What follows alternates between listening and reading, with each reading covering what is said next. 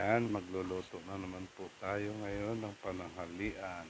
Ang ating iluluto ay tahong. Yan. Ilabad ko muna siya sa asin. Tapos magbalat ng papaya para haluan natin ng gulay. Papaya lang, sapat na. Parang ikaw, sapat na sa buhay ko. Wow, sana all. Yan, iwain lang ng iwain. Oh, wow, may pa-magics. Ibang klase ah. Magic? Magic ba yun? Kakaiba. Slice na kaagad. Ibang klase talaga si Kalbo ah. Uy, wow, sa simpleng-simple lang ah. Minis na kaagad yung bawang.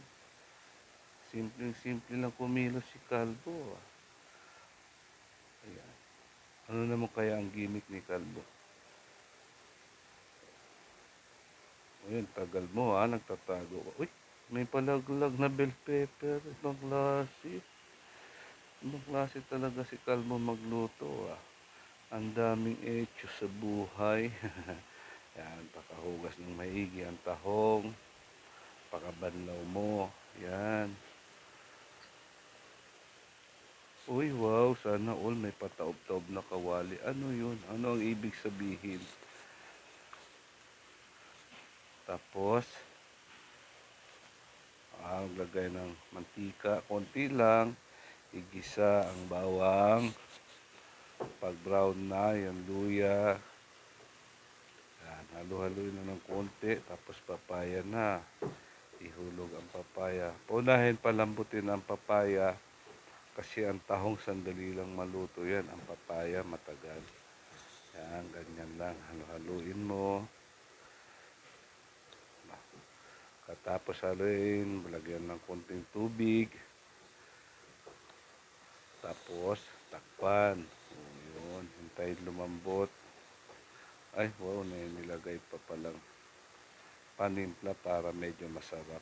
Medyo lang. Wow, sana all. Ano na naman yung binuhos mo, Kalbo? Kakaiba ka talaga. Konting patis lang ha, para hindi maalat. Di baling matabang, wag lang maalat. Yan, paminta, budburan mo. Dagdag lasa din yan. Ganyan lang, ikot-ikutin mo lang para hanggang mahilo. Ay, charot. Galing talaga. O, takpan na naman. Hintayin kumulo. Uy, nakalimutan ang tanglad. Pampabango para maamoy ng kapitbahay mo.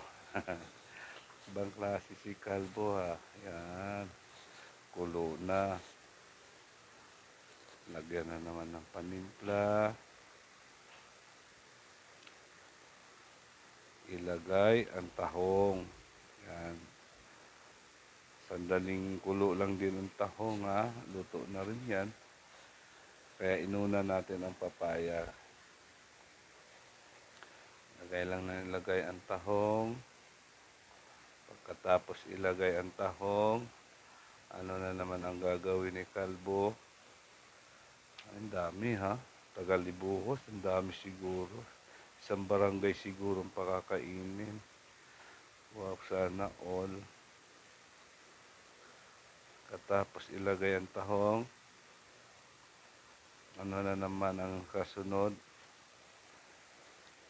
Ayan, nilagay na yung mga bell pepper, sili, sibuyas. Yan. Tapos takpan ulit. Pag kumulo,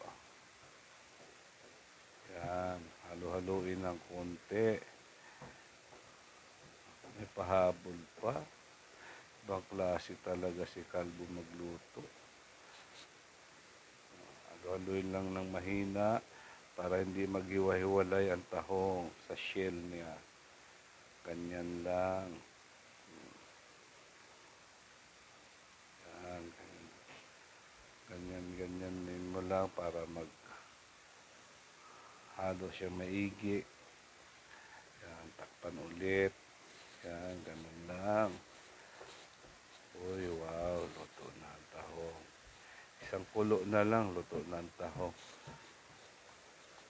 Yan, sandukin na natin. Naghihintay na yung mahal natin sa buhay para kumain na. Ayan, ganyan lang magluto. Simple-simple lang. Lagyan mo ng konting etchus para magandang tingnan. Ang galing talaga ni Calvo magluto. Oh, wow, sana all.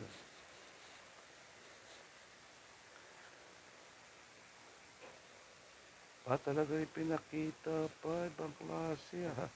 Ayan, kumakain na sila. May ulam pala kami dyan na iba, inihaw na isda at saka dinengding na gulay. Kasi gusto nila yun eh, may okra.